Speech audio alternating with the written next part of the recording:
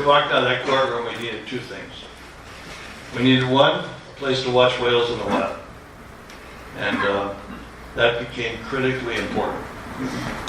We weren't going to succumb to the argument that the only place you could watch whales was in an aquarium in a swimming pool.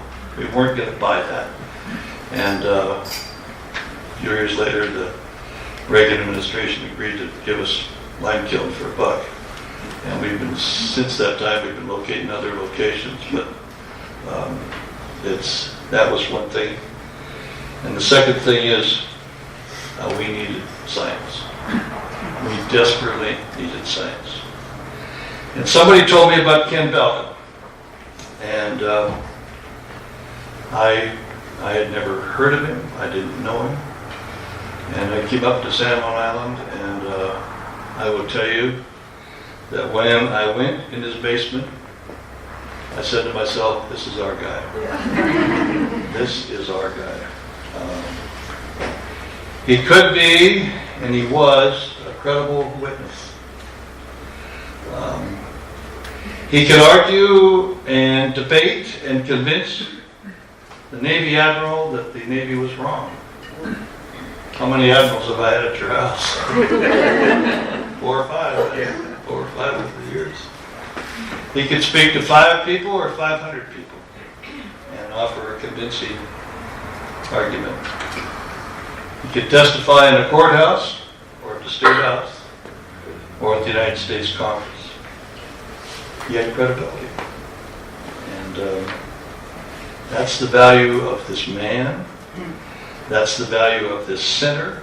And that's the value of this event. You, whether you want to believe it or not, have become the world's experts on killer whales.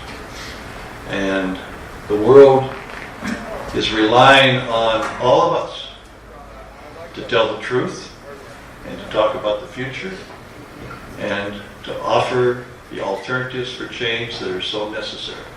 You're all part of this. It may have been going on for 40 years, 50 years, or whatever. But this battle isn't won yet. And I think it's very important for me to say to you, we can't stop now. We can't stop here. And in fact, in many ways, this is just the beginning of what we need to accomplish and do. So I urge you to be supportive. Somebody asked Ken one time, if you could change one thing in the world, what would it be? And he said, well, I would change the notion that man is against nature so that man is part of nature.